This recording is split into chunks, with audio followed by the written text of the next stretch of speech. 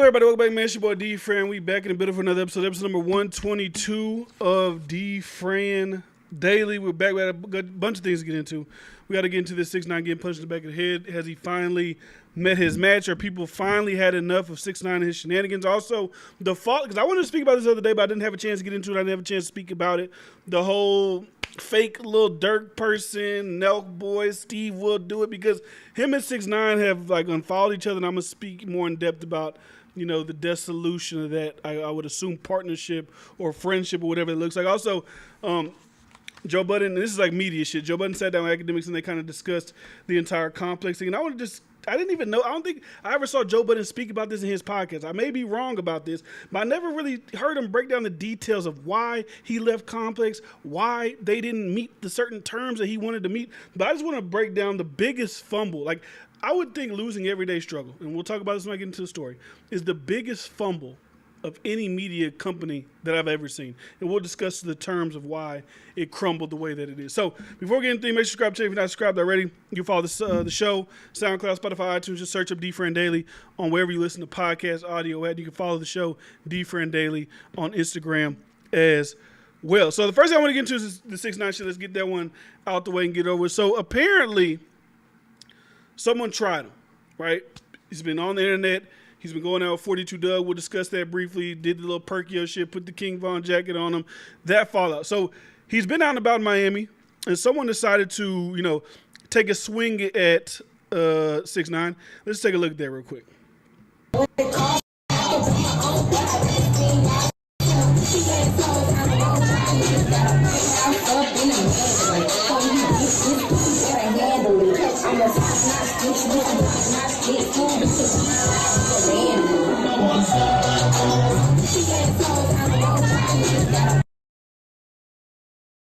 So first of all, when I saw the article pop from TMZ, I thought it was more of an actual altercation. I thought it was more of an actual brawl. Clearly, in the slow motion, that guy missed. Like, he didn't. That guy, whoever sent that guy, he did not get the mark. He should not be paid. And if he was looking to do this to get himself some attention, because I said this with 6ix9ine a lot.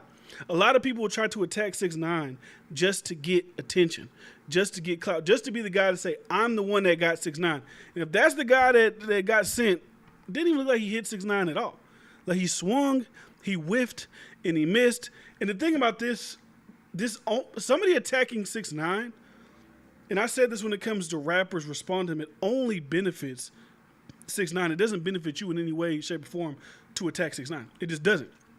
So him being attacked, what did he do? He used it as an opportunity for content. He used it as an opportunity for promotion. What did he do? He got his Instagram. He played 50 Cent Many Men. And you see where the content is created from that. Many men want to get me. I'm good. No scratches, no bleeding, no nothing. But they out here trying to get me. Even though that's the first confirmed case we've ever actually seen on video of someone trying to get him, was a club guy who had colored hair. Probably wasn't even really a big threat to 6ix9ine in general. But he'll use it for content. And in my opinion, he needs it for content, because he dropped that song Guiney, whatever. It debuted at 83. It's probably not going to be on the top 100 this week, because 6ix9ine musically, I said last week, it's a going out of business sale.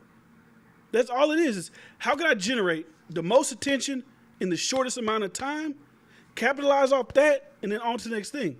He's not making music that's going to last. Whether you want to blame it on being blackballed or whatever, that's fine. That's the circumstances that he as an artist got to deal with. So every time he drops, it's a going out of business sale. Everything will have an NFT attached to it. It'll have his little energy drink attached to it. Whatever he can do to promote, whatever, that's going to be attached to it. And people doing things like this only help with his promotion, right? It's the same thing how I feel about 42 Doug. So 42 Doug, I don't know why 42 Doug jumped into it. I don't know, maybe 42 Doug just didn't like the way that he did the little Dirk lookalike guy. Like I said, we'll speak about that in a second. But he also decided to hop into the entire thing, and this is what he had to say. He keeps shooting that bitch. Hey, Takashi, bring that over here. We trying to run her. So he went, and Takashi responded, right? I hate blogs, like they be bleeping out shit because you can't really use the shit they say. Anyways, 6ix9ine responded to him. He said, 42 Doug don't want to fight. I'm in Miami right now. I'll be here for the next couple of days. With your consent, no one has to know. It's just men hashing things out. No charges. Drop location. I'm gonna show you, and we get off. He said, don't start making excuses now. This is Tekashi. Don't start with the, he's trying to set me up. Oh, he's trying to trick me, blah, blah, blah.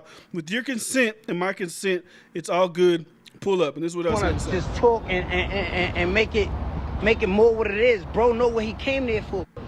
No, that's about the Perkio thing. So anyways, that's my point, is just in saying that 6ix9ine is going to use any and all leverage he can use to further his career. And if rappers really hated 6ix9ine, if rappers really didn't want to see 6ix9ine prosper, if they really didn't want to see him succeed, they would just not respond to him. That's why it looks so corny. Like, this is why that thing with the Lil Durk looks so corny, right? Because we're not seeing, like, Lil Durk says little subliminals here and there, and I think it would be better for Durk just to not say nothing about 6ix9ine that can be seen as subliminal at all. But if you don't respond to him, and he just continues to go after you, he's going to start looking like a cornball. And you might already think he looks corny with the Lil Durk shit, the Perkio shit, whatever the fuck y'all call him. I think y'all call him Perkio. It would look stupid and it would look corny, and then that would die out. But if every time 6ix9ine comes out, he triggers a response in these rappers, whether it's Fabio Foreign having to say, a rap will never be the king of New York, I got five, whatever, that's just fuel to the fire. If you really want 6ix9ine gone, if you really would never hear from him musically again, whenever he drops, everybody would be silent. Finito. No noise, nothing about a rap bitch, we hate rap. You would say nothing. But I feel like rappers know 6ix9ine brings attention, so a lot of rappers will then insert themselves in that to gain their own publicity and their own attention off the back of 6ix9ine. That's what I think Fabio Foreign did around his album release time. And I don't know, 42, like I said, 42 Dugg and STG just dropped their project. They debuted at number 7. It's a really good project. I really like the project. So I don't know if 42 Dugg is necessarily using this to fuel some type of attention for him, but sometimes it can be seen that way, especially when you're so far removed from a certain situation and you already know what comes with even responding to a guy like 6ix9ine, that you would even do something like that. So that's how I feel about the 42 Dugg shit. Because, well, people in the comment section apparently are saying, I don't know shit about 42 Dugg, right? I mean, I know his music, but I don't know about his background. But people are really in the comment section like, hey, you must not know shit about Detroit. You must not know shit about 42 Dugg. So obviously, the people know something about 42 Dugg, streetwise, that I do not know. I don't need to know. I don't want to know. But apparently, that little guy is out there doing shit in Detroit. And as far as, like I was saying earlier, bring it back to the earlier points about 6ix9ine and the guy Steve Will Do It. So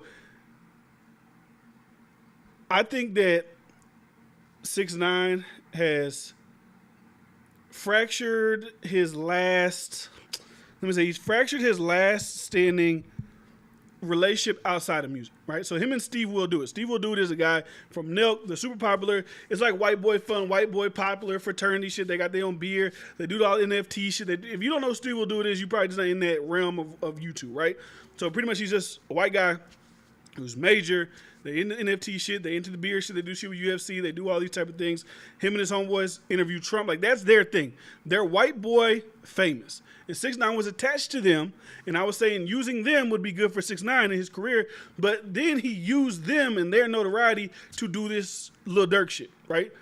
And I'm sure Steve Will Do It probably didn't know what 6ix9ine was intending to do with the Lil Durk Perkio guy, whatever you want to call him. Maybe he thought they were going to just do a little funny skit, get out the way. But when you see that you're being used as a guy like Steve Will Do It, right? And the Nelk Boys just interviewed Lil Durk. They just did. Now, Steve Will Do It wasn't a part of the interview. It was the Kyle guy and the other people. But he's still affiliated with this brand that just sat down and did an interview with Lil Durk, right? I think they just did a 6ix9ine interview as well. So they're not like they're playing sides, but they don't want to be looked at as someone who's engaging in this beef between rappers that could turn deadly, talking about dead people, doing this, doing that. I just don't think they want to be associated with something like that. So when we see everybody on their side getting onto the little Durk guy, I don't even call him Perkio, the little Durk guy, I feel like it makes them look bad. It makes them into a bad light. Now, they've had their fair share of controversies, but you don't want to be in this type of controversy because regardless of the Lil Durk guy, let me speak about him real quick. Regardless of if he wanted to be a part of whatever was going on, he was going to do a skit with 6ix9ine, he was going to meet up with 6ix9ine. I doubt that he knew that it was going to be, hey, I'm going to put Lil Durk's good friend who got murdered, who you talk shit about, you're going to make a jacket for him because that's all having to be pre-planned. That's not something that just happens. He just had the jacket and they just so happened to run into this guy and they got their arm around him. This little kid, I don't know if he's a little kid, but he looks a little kid. He sounds like a little kid. Was in fear of his life. He looked scared to death. When they put their arm around him, they were intimidating him. He was scared. I think that shit was whack. I think that shit was corny. And, regardless if he went there to do a skit with 6ix9ine, I don't think that this guy has to have ties and loyalty to Lil Durk because he looks like Lil Durk or he made himself look like Lil Durk for some type of notoriety and fame. Because at the end of the day, whenever this little shit dies out for this kid, because looking like Lil Durk ain't going to get you far in life. I know they got the fake Drake lookalike who doesn't even really look like Drake. He just a nigga who's light-skinned with a beard. They think he look like Drake.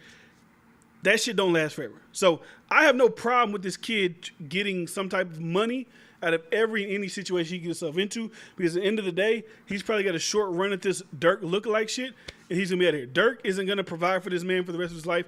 Dirk isn't going to pay for him to live his life years and years from now. He's not going to do that. So right now, get whatever money you can get and do your life. Don't listen to the internet. You got to be loyal to Dirk. You got to do this, because motherfuckers on the internet wouldn't be loyal to Dirk either.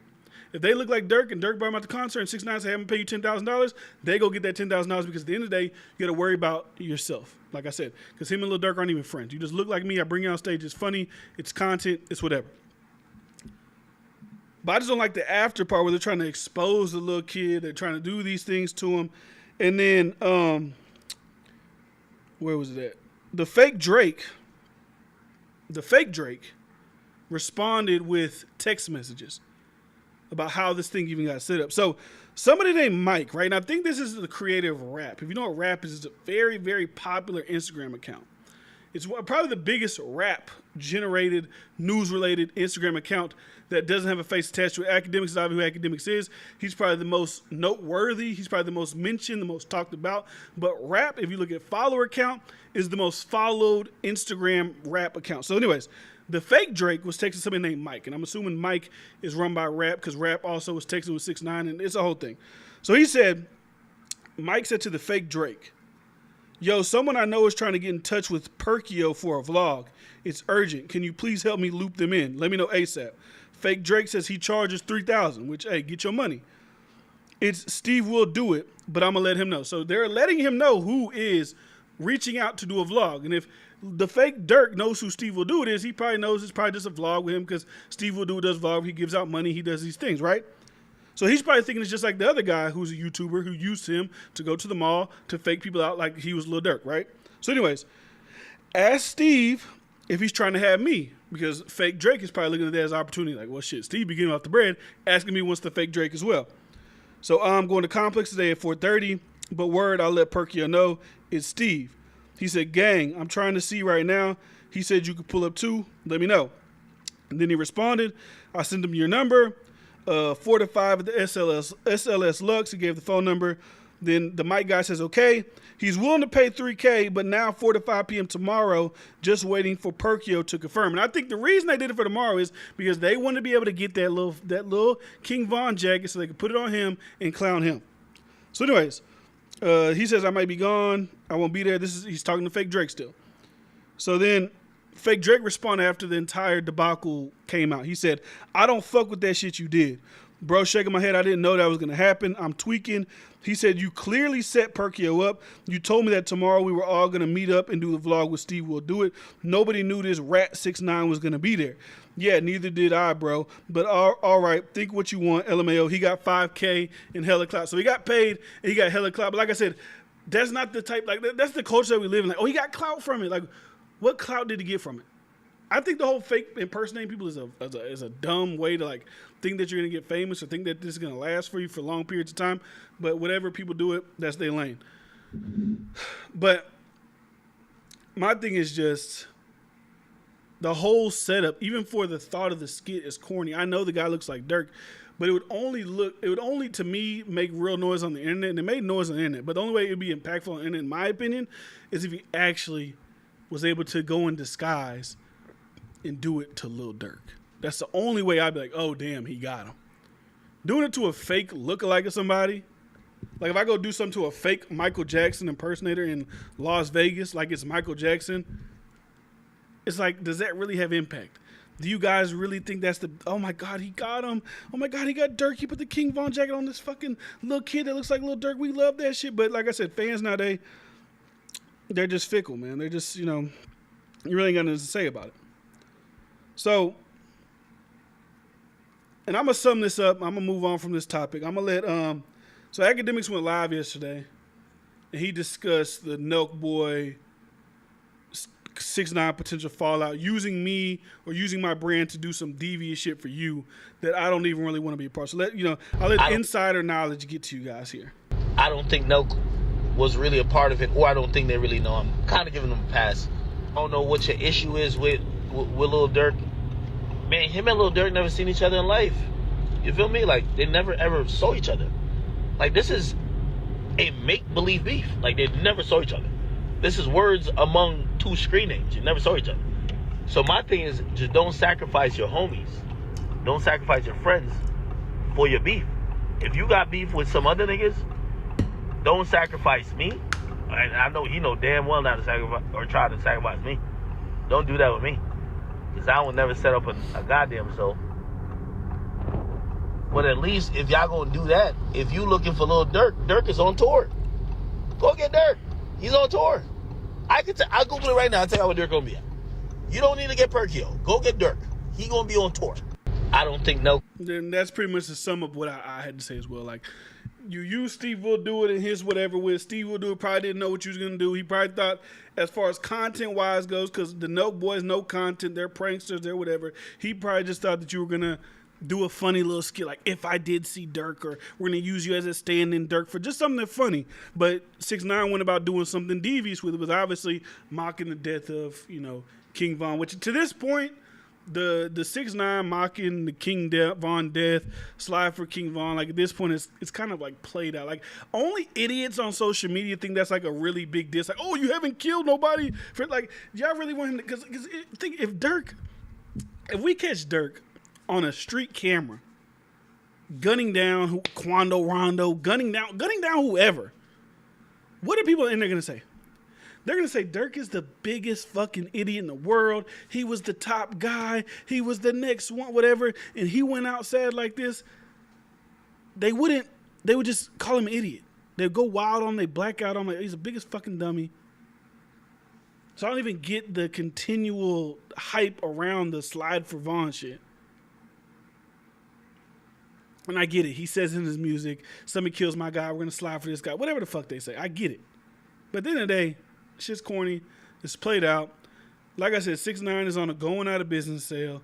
Every time he comes out, he has to do something outrageous.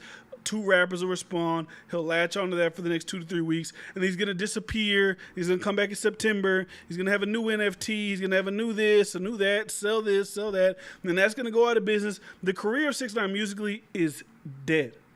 Regardless if you say it's because of being blackballed or whatever, that's, like I said in the beginning, that's a circumstance of his life decisions and how the industry views him. He can't control that. I can't control that. But musically, it's dead. He'll get a lot of views first day. Guinea, I think, got 10 million views the first day. That's great. Longevity-wise, nobody's going to give a fuck. And once rappers realize that if they don't give him no fire, don't send subliminals, don't say rat this, rat that, don't say nothing. If they really don't fuck with him, he'll be gone. He'll be to the wayside, and nobody will be there to listen to him.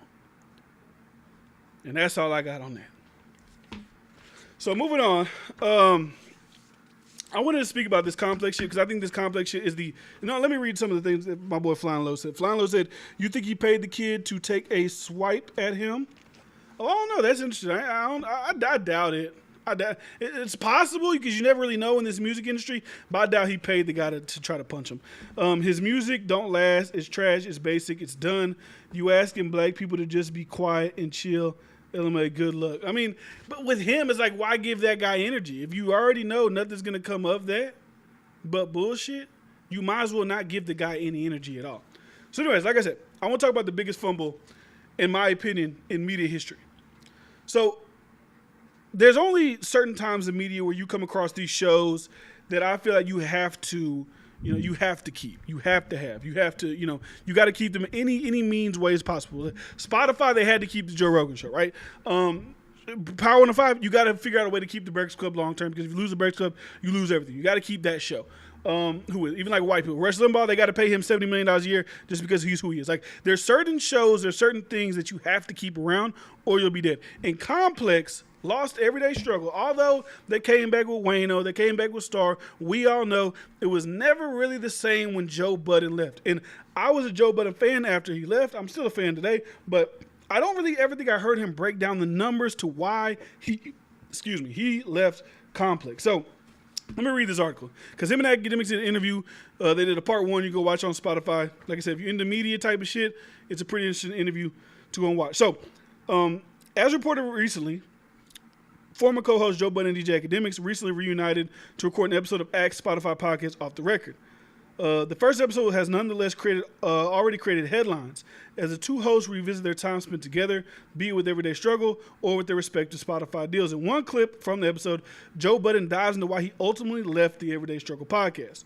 And this is what he says. "Do us right," Budden says, referencing their treatment and pay at Complex. That's the other misconception. "I'm never going in there yelling and screaming so Joe could be done right. I've been homeless. I'll be fine. I have people's houses I can sleep at if times get hard. I'm fighting for y'all to do the right thing by us. The people that made the show, you know how many times I went in there and fought for Deska's rights?" He's saying, referencing the Everyday Struggle co-host. As the conversation continues, Budden claims he was fighting for the rights of Academics and others in the crew. And while Academics says he still shouldn't have left, Budden simply replies, "You have to leave." So even within this conversation of them two talking, it feels like Academics has more like a company man's mind.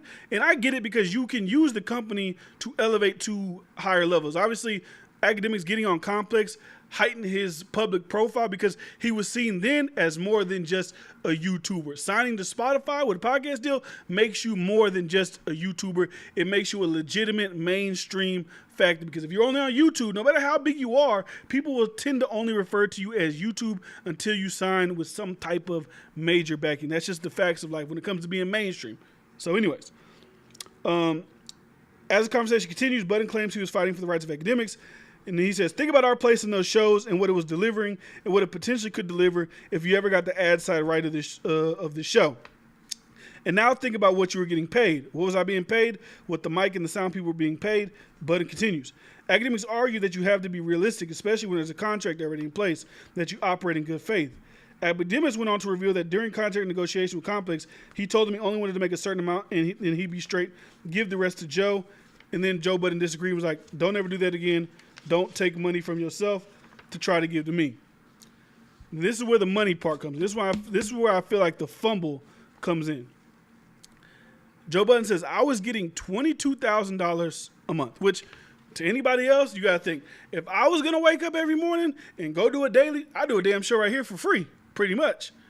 And talk about topics and do that at 6 in the morning and be done by 8. I don't got to edit shit. I just got to be there, get my personality. $22,000 a month, golden. I'm good. I'll take it. And then $19,000 a month after he paid Ian. The next cycle, I wanted it to double. So he's saying, when we read up and we see the show's a big hit, it's a staple in the culture, we need to double the money. When my contract was up, I wanted $50,000 a month. So essentially, Joe Budden wanted to make $600,000 a year from being on Everyday Struggle. Right? That's what $50,000 times 12 months would equate to. Joe Budden would be making $50,000 a month if he was able to stay on Everyday Struggle. So explaining the crux of why he left Everyday Struggle, they came back and said something like $40,000. I said, 40? Apparently they refused to pay the extra $10,000. They didn't, and they wouldn't. Budden said in response to Academics, a shock at the amount. And I get, right, I get that Everyday Struggle was a YouTube show, right? And I get that paying $600,000 to something that wasn't generating a significant amount of money as a company would not make sense, right? I understand that. But it's hard for me to believe, and they said it themselves, so I'm not going to say that it's not true that they couldn't get ads, because they're saying it themselves that it's hard for that show to get ads. I don't understand why. There's plenty of shows that talk about a plethora of different things, whether it be sexual deviancy, this or that, they get ads, so I don't know why Everyday Struggle couldn't get some type of ad placements.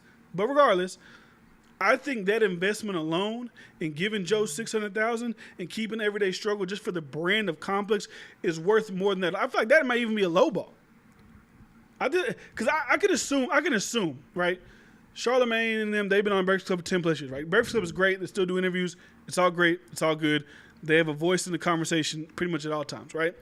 I would assume, I don't know this for sure, I would assume Charlemagne probably makes anywhere from $7 to $10 million a year, maybe lower, maybe 5 to 10, in that range somewhere for the Breakfast Club. So you would have to think for Complex, giving Joe Budden $600K would be like a discount price. Because I can assure you, and I don't know why they didn't do this, if Academics and Joe Budden went out on their own and started a daily podcast where they did Everyday Struggle, they probably could have got a giant deal, like $20 million over 3 years from a Spotify for that show, with the amount of conversation they start, with the amount of views they were getting. So to me, if he wants 50,000, I think you give him the 50,000.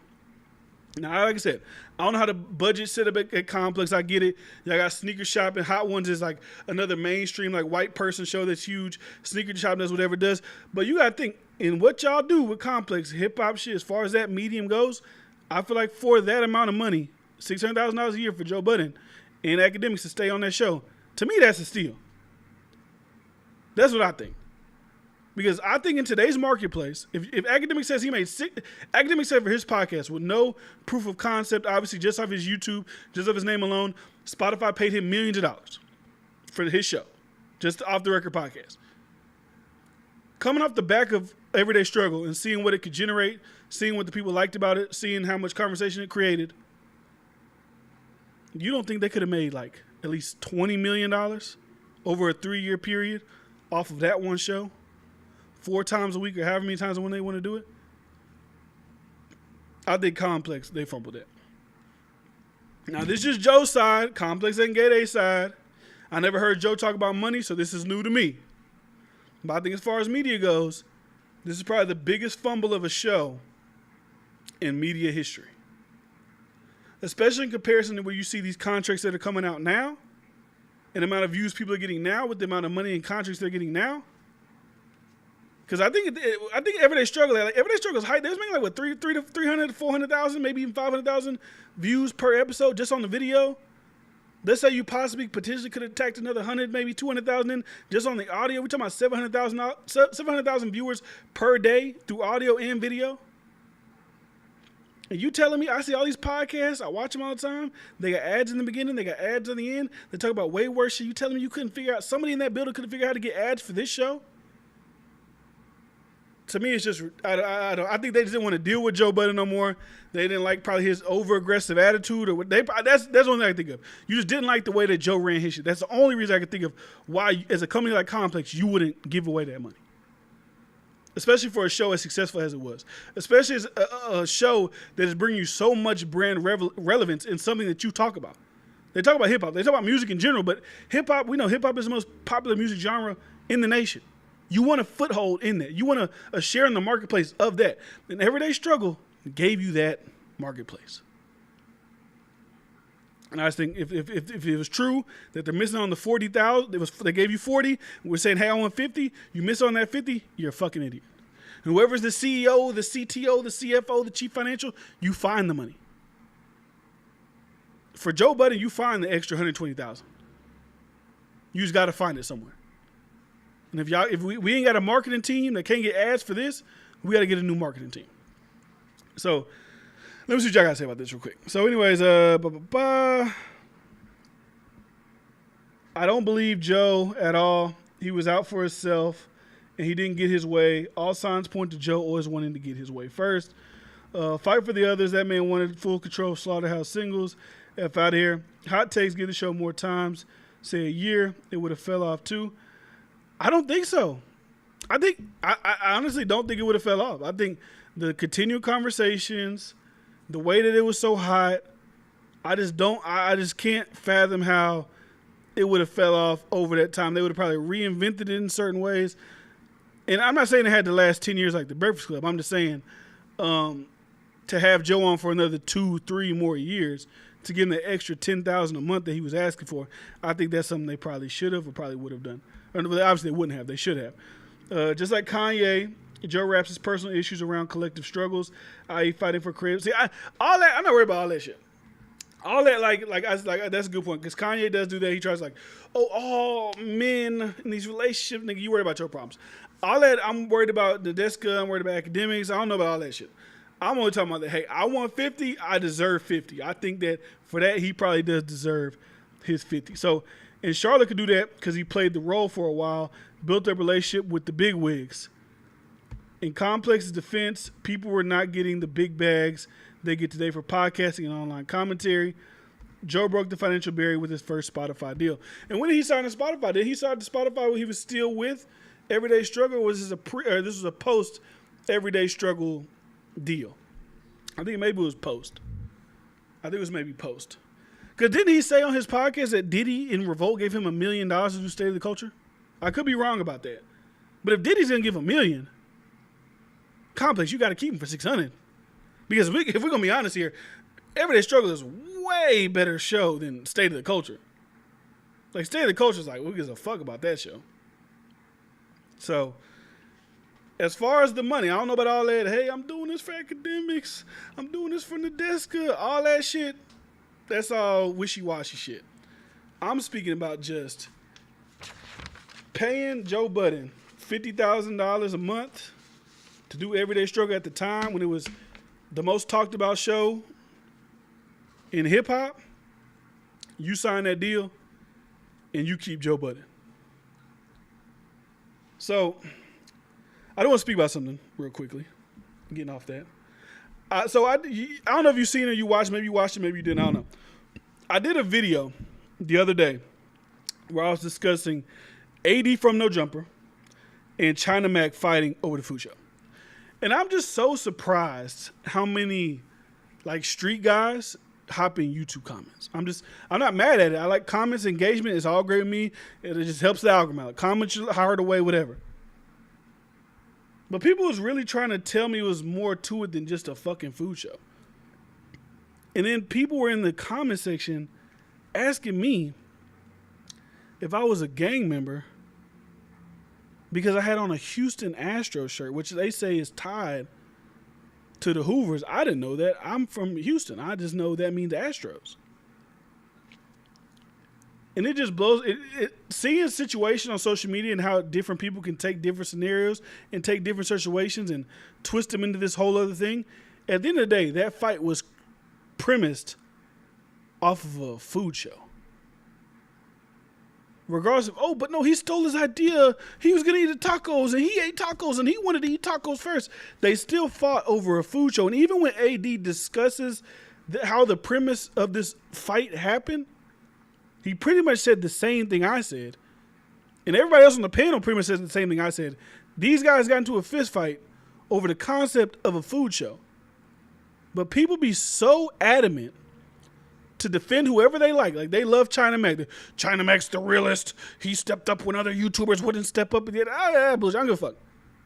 At the end of the day, y'all's guy got on social media, called out another man, whether he's gangster or not, I don't give a fuck about that, and met up to fight over the idea of a food show. They were telling me, wouldn't you be mad if somebody told you their idea and then they went off and did that idea as well, the same thing? But if I told somebody, hey, I want to start a food show, in my first episode, I'm eating barbecue, and then you start a food show and you're eating barbecue, why the fuck would I be mad?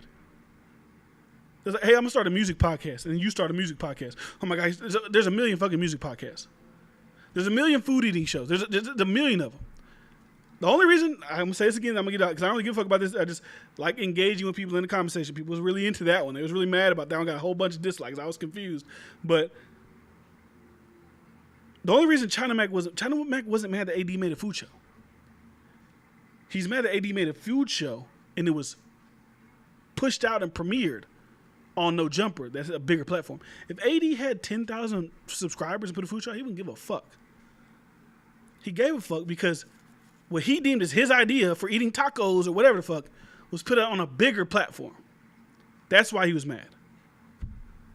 So all you little people in the comments, no, it's the premise of the idea. AD snaked them because of niggas fought over a food show. Stop it. I don't give a fuck about gangster you. I'm not a gangster. I don't give a fuck about none of that shit. We're on the internet. Big gangster got a food show. We're not doing that. I don't care how his track record in New York or this or that. The man got on the internet and argued with another man and meeting up and fighting another man over the concept of a food show. Point blank period. You can try to wrap it into the idea of a food show. So anyways, that's all I had. I just wanted to briefly touch on that. And Flying Low, I seen you say you was repping Hoover though. I'm not repping.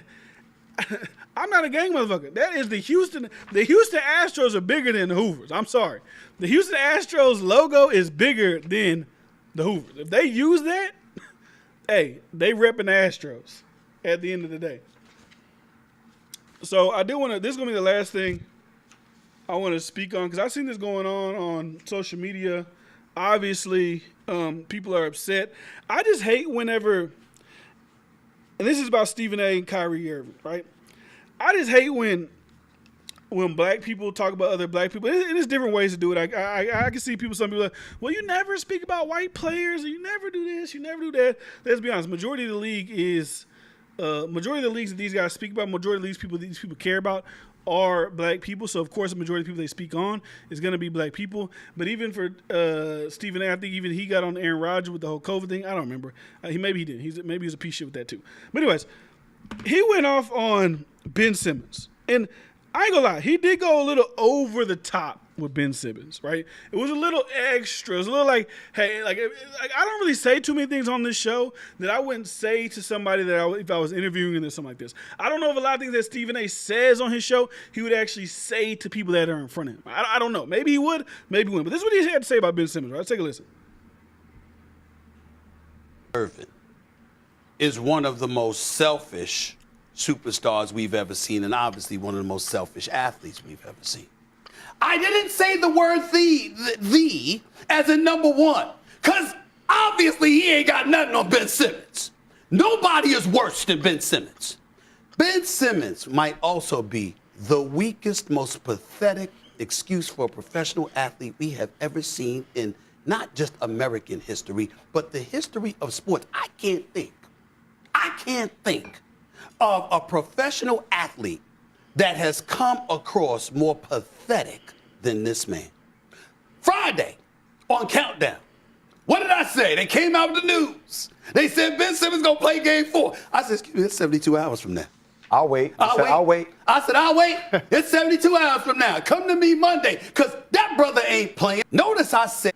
So that was pretty much the Ben Simmons controversy that came out.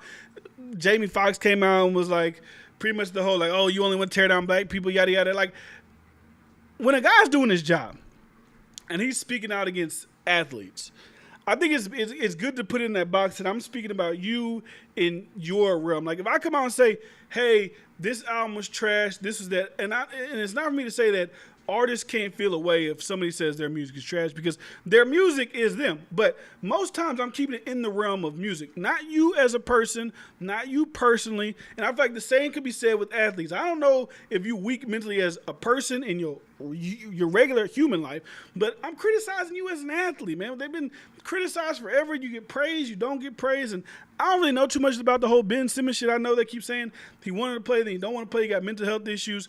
What's the guy's name from ESPN who works with Stephen Smith sometimes and does basketball? Jay Williams. He came out and said, I'm not talking shit about Ben Simmons no more.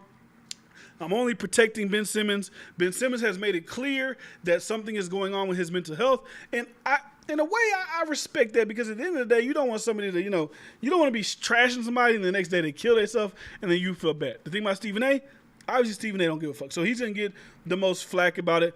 He's the loudest about it. But let's be honest. This isn't just like a Stephen A. talk shit about a black guy. Sports people talk shit about whatever sports people talk about. That's the nature of sports. You trash talk these people that play sports. It's nothing personal, but it seems in today's day and age, and maybe even back in the day, it just wasn't social media, players more nowadays are taking it a lot more personal than they probably did back in the day. So Kyrie Irving, obviously very vocal. I was on Kyrie Irving's side when it came to the vaccine shit. He don't want to take the vaccine. He don't have to. He can't play. It's so stupid. It's all these things like that, right? So he came out. What's up, man? Showing OBJ. He came out, and this is what he had to say, which I would take, honestly, as a dig at Stephen A., because I know everybody's probably talking about Ben Simmons. I know that Charles Barkley has something to say about KD. I know he's also said something about the Nets entirely because they got swept by the Celtics. When you see Kyrie, when you see Kevin Durant, you're expecting magic, lights, just like when we saw LeBron and Kyrie, you're expecting greatness, right? But obviously, they weren't great enough to at least beat the Celtics. And it's interesting to me when you see KD get swept by the Celtics in the first round. If that was LeBron, oh my God, they would have, like, KD's getting killed, but there's still more blaming Ben Simmons and Kyrie rather than we on your ass, KD. But if that was LeBron, and LeBron was playing at whatever level LeBron plays to, 33 points a game, 10 rebounds, 8 assists, they would have still killed LeBron. They wouldn't have went over and said, hey, this guy and this guy aren't stepping up. LeBron, you're doing your thing. I'm sorry you lied. They would have killed LeBron. So anyways, like I was saying, Kyrie came out and responded to all the criticism that him and his boys were getting. So this is what he had to say. He said, when I see my name or my brother's sister's names getting spun through the media, I refer to all my research about who they are. Their job is to control public perception, all while profiting off discussing, discrediting, and disrespecting people's lives for entertainment. And when you look at it from that perspective, I can see how I can see how you get that, right? But I think it's entertainment within speaking about sports, whether negative or bad, because regular people do that all the time. It's quote unquote water cooler conversation. Even if I bring it to the music side, we have these conversations about music in our group texts. We have these conversations on social media about things that are going on.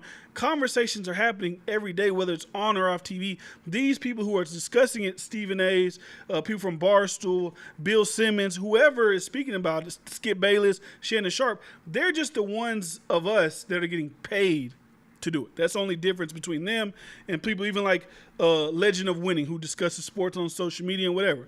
It's the same thing. It's just we're not getting paid millions of dollars to do it. So Kyrie Irving then says, I send shots at the puppet masters, not the puppets. All puppets do is run around society trying to gain popularity and state opinions. What a life. I really he's kind of taking a shot at a motherfucker like me. But anyways, my name is worth billions to these media corporations. My brothers and sisters who deal with this know exactly what I mean. Just watch all the people who wake up every day and report about people's lives on TV and social media and then profit off them. Then they justify their job by saying they get paid to say how they feel. LOL, it's like these people live in a fantasy. The only thing I have about this Kyrie Irving conversation is that, I mean, that's just media in general. And like I say, everybody judges it. Everybody does it. Some people just get paid to do it, and some people don't get paid to do it.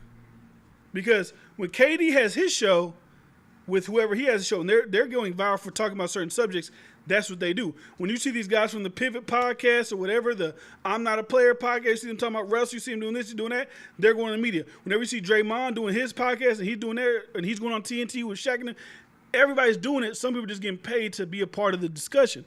That's the only difference. And I don't think there's nothing wrong being paid to be a part of a discussion when everybody's having that discussion.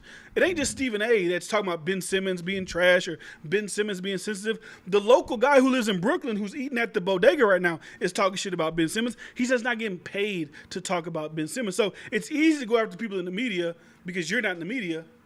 But if we're going to be honest with ourselves, everybody has these conversations daily.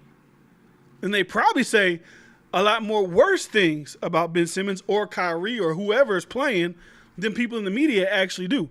So I'm never, and obviously because I'm trying to do this media shit, I'm not going to discredit motherfuckers that get on here and give their opinions for a living, because motherfuckers give their opinions away for free on social media, at their local corner store, at the barbershop, at wherever. Stephen A. Smith or whoever else just has the benefit of being paid to do what he does. And to me, that's the difference. Now, could it be a little extra? Like calling him a pathetic? That's a little extra. I would like to know, and I would like to do some research on what was Stephen A.'s stance on Naomi Osaka when Naomi Osaka said she's mentally not in it to play tennis. Was he more soft and gentler with her than with Ben Simmons, and he's not mentally ready to play basketball? I would wonder, because those things do come up, the double standards in those things. So I'd be interested to see that. But at the end of the day, Stephen A. is just pretty much saying the same thing a lot of people are saying for free. He's just more loud, more boisterous, more animated than the people, he's getting paid millions of dollars than the regular guy at the corner store or the barbershop or wherever else. Now I get it, Kyrie, and I'm not going to be mad at Kyrie because if I turn on the TV, at the end of the day, it's all about perspectives and nuance. And if I turn on TV and every day, like if you look at Stephen A's past 5 videos on his Instagram, if you go to Stephen A's Instagram, right, you go to his past 5 videos that he's done. Every video. Did you see any pain, particularly from Kyrie Irving? It's been about this one post. Kevin Durant came into this series, as far as I'm concerned, one post. as This the is best 2 player posts on the planet. We can't say that about him now, but it's not because of Jason Tatum. It's because of so many other things that ultimately will come to stain Kevin Durant. Clearly, they allow emotions to get in the way of their basketball brilliance Pretty much in this terms post, of their judgment. This post says Kyrie Irving sold out Kevin Durant. So that's Notice Kyrie. I said Kyrie Irving. Kyrie. I feel bad for any. So his past 5 posts are all about Kyrie. So I can see if I'm Kyrie, this motherfucker keep talking about me. Every time you use your platform to talk about me, it's a million other playoff games going around, but you got the most venom for me. I can see how Kyrie can be mad about that. But like I said, it's media. The same shit he's talking about, the same shit motherfuckers talking about on social media, the same thing people talking about in the locker room, same people talking about whatever. I just wonder, the same way that we found out later on that KD was upset with James Harden not being in shape or not being prepared or not being whatever, I do wonder the KD's true feelings about Kyrie Irving. Because in press conference, we know that's my brother, that's my teammate, we stand down, we locked in, whatever. But, like, truly behind the scenes, because KD ain't getting no younger.